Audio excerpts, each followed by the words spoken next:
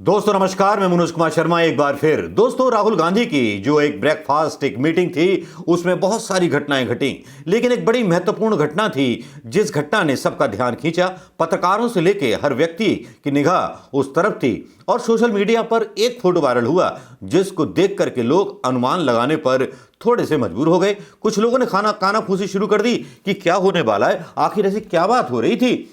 हाँ जी, फोटो था संजय राउत और राहुल गांधी का। जी हाँ, मैं मनोज कुमार शर्मा आजाद हिंद आवाज न्यूज के लिए एक बार फिर आपके बीच में राजनीतिक उठापटक का वो विश्लेषण लेकर के, जो विश्लेषण आपको थोड़ा सा चौंका देगा और भारतीय जनता पार्टी के भक्तों को पसीने छुड़वा देगा। जी हाँ, यही है वो विश्लेषण जो संजय राउत और राहुल गांधी के बीच की मुलाकात का रहस्य जानने के लिए लोग थोड़े से उतावले होने लगे। पूछा जाने लगा कि बात क्या हुई, आखिर क्या बात चल रही थी। आखिर कुछ चीजें फूट फूट करके आने लगी बाहर। फुसफुसाहटें सियासत के गलियारों से निकल करके खबरचियों के कानों में पड़ने लगी और खबरचियों के अनुमान कुछ इस तरह से निकलने लगे कि आने वाले समय में संजय राउत से बातचीत राहुल गांधी की जो हुई, इन शॉर्ट खुद बयान आए हैं कुछ नेताओं के, जिसमें बताया गया कि राहुल गांधी जो थे बाला साहब ठाकरे के काम करने के स्टाइल से काफी ज्यादा प्रभावित लगे। जी हां, संजय राउत से उन्होंने बाला साहब ठाकरे के बारे में जितनी बातें की, उनके व्यक्तिगत जीवन की, उनके पॉलिटिकल जीवन की, वो अपने आप में कमाल थी।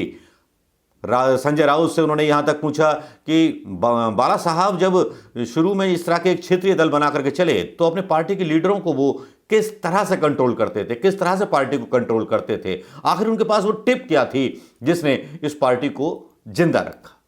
ये तो आपको पता है कि पार्टी में इंदिरा गांधी और राजीव गांधी के बाद, सोनिया गांधी के बाद राहुल गांधी को कुछ चीजें वो विरासत में मिली हैं जो एक राजनीतिक दल को संभालने के लिए जरूरी होती हैं।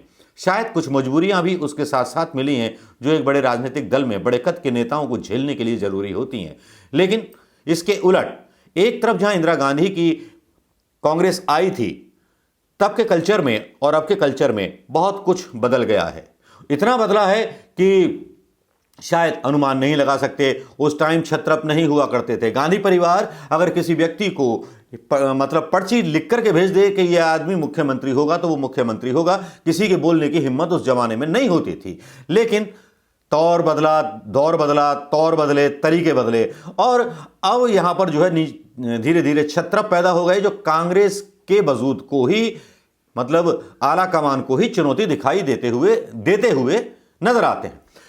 मैं बात कर रहा था कि बाला साहब ठाकरे के बारे में राहुल गांधी की जो दिलचस्पी थी संजय राउत के साथ जब बातें हुई, तब राहुल गांधी को संजय राउत ने बहुत सी चीजें डिस्कस की कि किस तरह से उन्होंने अपनी पार्टी को खड़ा किया, क्योंकि संजय राउत वो व्यक्ति हैं जिन्होंने बाला साहब ठाकरे को एक पत्रकार के रूप में, एक नेता के रूप में बनते हुए देखा है।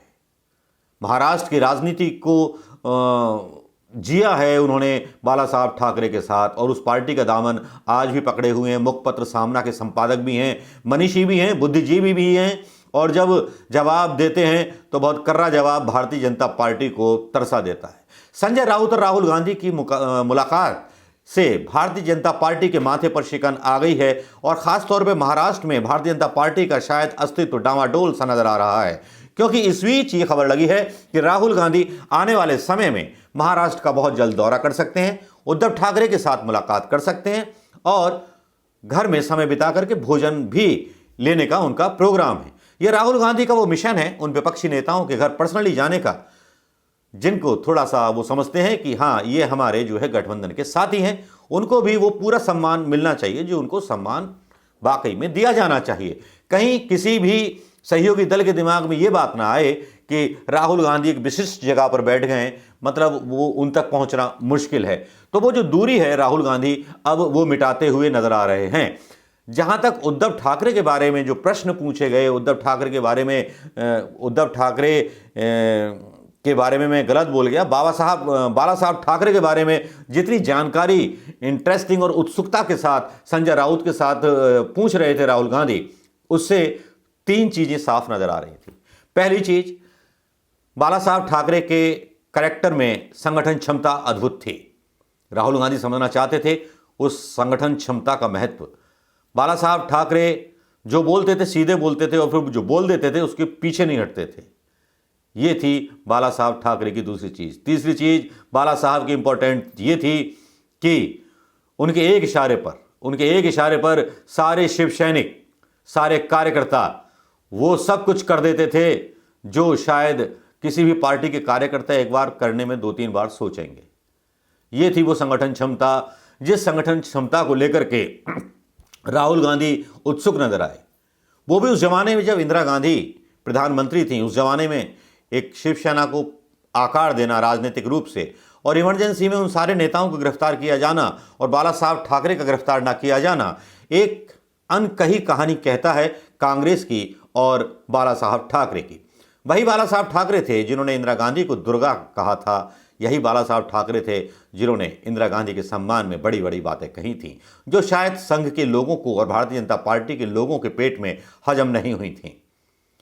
अब अनुमान ये लगाए जा रहे हैं, क्या कांग्रेस में ठाकरे स्टाइल की पॉलिटिक्स शुरू होने वाली है, या बाला साहब ठाकरे की तरह राहुल गांधी अध्यक्ष बन जाने के बाद कुछ चीजों को मिक्सअप करेंगे बाला साहब ठाकरे की तरह, या कुछ बदलाव कांग्रेस में होगा या अपनी नीतियों में बदलाव होगा। बार बार छत्रपों के सामने झुक जाने की आला कमान की मजबूरी अब क्या ऐसी ताकत में बदल पाएगी जो छत्रपों को अपने फैसले वापस लेने पर मजबूर कर दे, या छत्रपों का जमाना चला जाएगा, या बाला साहब ठाकरे भी किस तरह से कंट्रोल अपनी पार्टी में छत्रपों को करते थे, क्या अब राहुल गांधी भी वही एक संस्कृति बाला साहब ठाकरे स्टाइल की, क्योंकि बाला साहब ठाकरे का स्टाइल और इंदिरा गांधी जी का स्टाइल लगभग एक माना जाता है, तब क्या कांग्रेस में ठाकरे युग या बाला साहब ठाकरे की स्टाइल में पॉलिटिक्स होगी, या प्रशांत किशोर का ही आइडिया है कि जहां से जो अच्छी चीजें हैं वो उठा ली जाएं और अपनी पार्टी में आमूल चूल परिवर्तन किए जाएं कार्यकर्ताओं के बीच हौसला बढ़ाने के लिए। अब कारण कुछ भी रहा हो, लेकिन संजय राउत और राहुल गांधी की इस मुलाकात ने भारतीय जनता पार्टी के माथे पर पसीने ला दिए हैं। दूसरी तरफ शिवसेना ही वो एक ऐसा दल है, उद्धव ठाकरे ने जो बयान दिया था कि राहुल गांधी प्रधानमंत्री क्यों नहीं बन सकते, पहले ऐसे सहयोगी पार्टी के नेता थे भारतीय जनता पार्टी के जिन्होंने बयान दिया था। अभी संजय राउत और राहुल गांधी की मुलाकात का आलम खत्म भी ना हुआ था कि लालू प्रसाद यादव का एक बड़ा चौंकाने वाला बयान आ गया। उन्होंने कहा कि तीसरे मोर्चे की संभावनाएं हैं, तीसरा मोर्चा क्यों नहीं बन सकता।